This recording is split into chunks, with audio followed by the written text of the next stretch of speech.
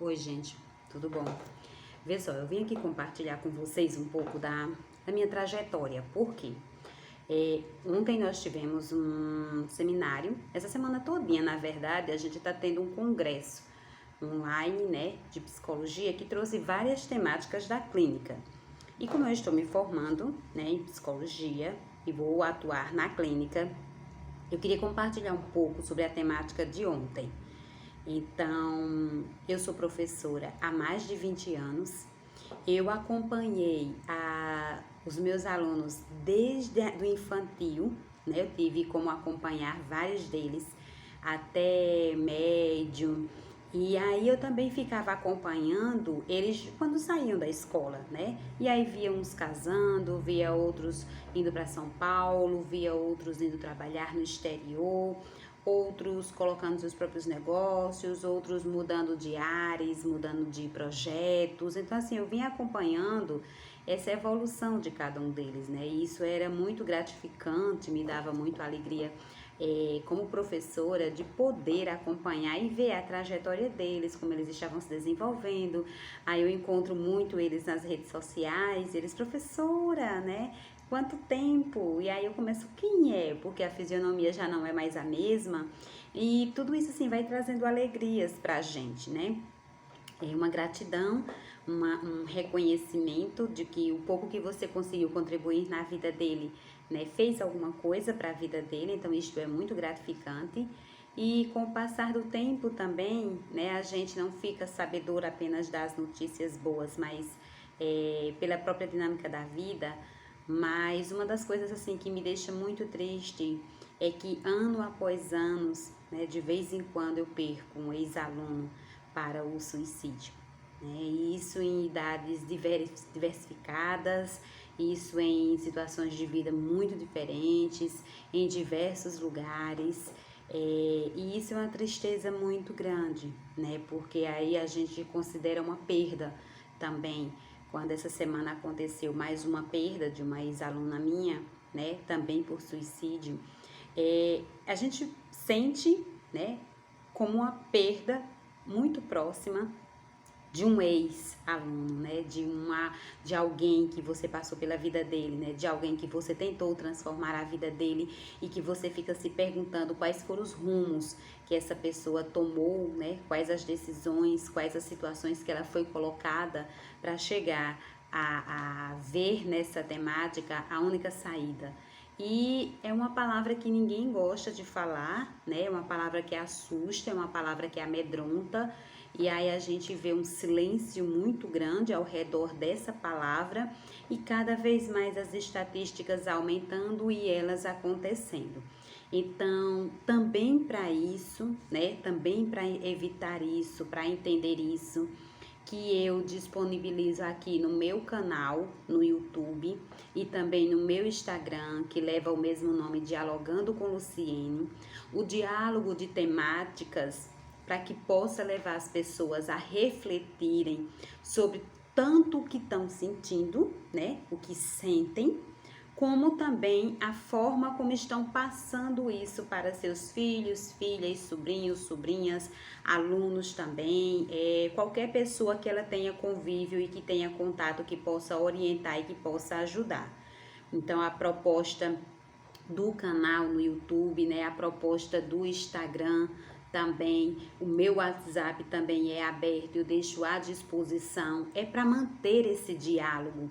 Eu como professora, nós estamos vivenciando dentro das escolas, né, um espaço de súplica, de urgências.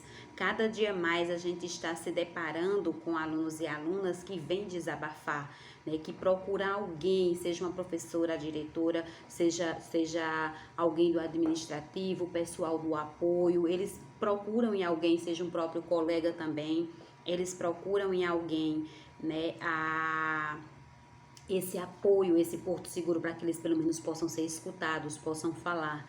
A gente tentou implementar, né, já fizemos a elaboração de um projeto chamado Sem Silêncio, o 100 do Disque 100, né, Sem Silêncio, já para que as escolas pudessem ser uma porta de abertura para essa escuta, né? A gente sabe que é necessário uma escuta especializada a partir do momento que se identifica situações de ideação ou de planejamento suicida ou de alguma tentativa, mas que a escola, às vezes, como a maioria dessas pessoas, elas não encontram espaço em casa para poder desabafar, dialogar, e talvez, às vezes, a própria casa é um dos motivadores para chegar nessa situação.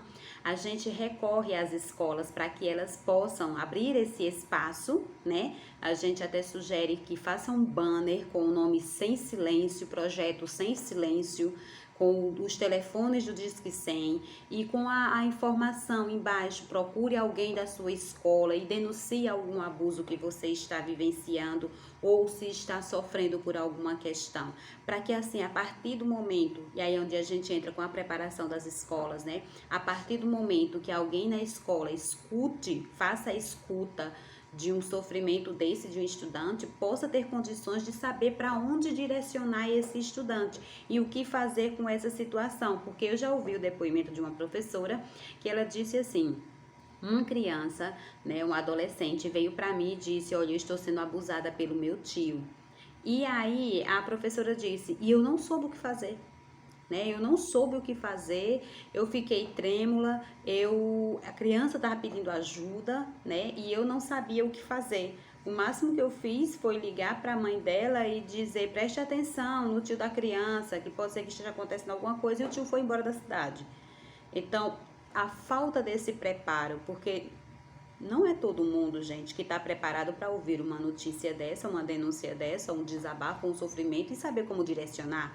Então, esse projeto Sem Silêncio, ele tanto iria ajudar os profissionais da escola, né, a saber como lidar com essas situações, como também ser uma porta de entrada para essas denúncias, essa escuta desse sofrimento que muitas vezes a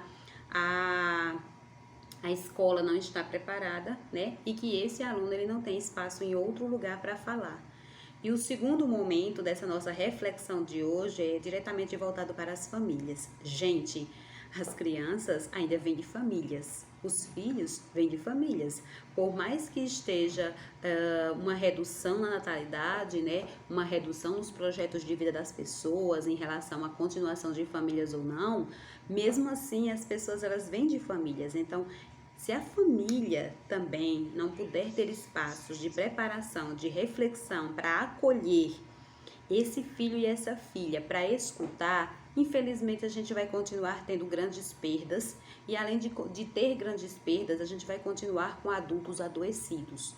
Eu faço um apelo, né, a pais, mães responsáveis, cuidadores em geral, professores e professoras, todo o pessoal que está envolvido com criança, com adolescente, com jovem. Gente, a gente precisa escutá-los. A gente não precisa chegar neles e dar uma lição de moral e dizer como é que eles devem fazer, que eu fiz isso, no meu tempo era assim. Não é esse o formato. Às vezes a intenção, ela é uma intenção que, na verdade, a pessoa queria fazer o bem. Mas o método como está fazendo, o caminho por onde está percorrendo, está sendo totalmente diferenciado da intenção dela. Então, vamos escutar, né? Pergunte a uma criança, um jovem ou um adolescente, tal situação, tal vivência, sua família, como te faz sentir? Triste, confuso, com medo ou revoltado? A partir dessas respostas, nós temos a primeira porta de entrada para acessar essas crianças, adolescentes e jovens e ajudá-las, né? E fazer com que elas possam ter um espaço de escuta e de confiança. Gente, a criança e o adolescente, ele só fala onde ele confia. Se os pais estão reclamando que a criança não está falando nada, o adolescente se tranca no quarto, ele não sente confiança nesse espaço. A criança e o adolescente e o jovem que sente confiança no espaço familiar, pai, mãe, ele se abre, ele fala. Então, assim, se a gente não consegue fazer isso sozinho, vamos pedir ajuda, vamos pedir orientação. O que não dá é pra gente fechar os olhos diante dessa situação, ver cada dia mais a gente perdendo, né, jovens, perdendo adolescentes, perdendo adultos, porque eles não conseguem sair da situação em que estão e não encontraram espaço para escuta. A gente sabe que não é simples assim, não é tão fácil, mas é necessário. É necessário falar sobre isso, buscar ajuda sobre isso e, acima de tudo, a gente precisa escutar. Não espancar, não rejeitar, não julgar, não expulsar de casa. A gente precisa escutá-los, escutá-las, para que eles possam ser direcionados para o caminho certo, pelo menos para o caminho que os tire desse sufocamento que eles estão vivendo e que não existe uma saída. Então fica aqui a dica, fica aqui a orientação. Nós estamos disponíveis no canal, no Instagram, para acompanhar vocês, para trazer mais ideias, para orientar. Nós temos várias orientações pedagógicas, orientações psicopedagógicas que a gente pode direcionar. E também a educação de emoções, né? A educação da família, né? Que chama a educação parental, né? A gente não nasce sabendo como fazer. Então, por que não aprender a fazer, né? Por que não aprender a criar filhos? Eu espero vocês lá no Instagram também e aqui no canal para a gente continuar nossas reflexões e discussões. Tchau, gente!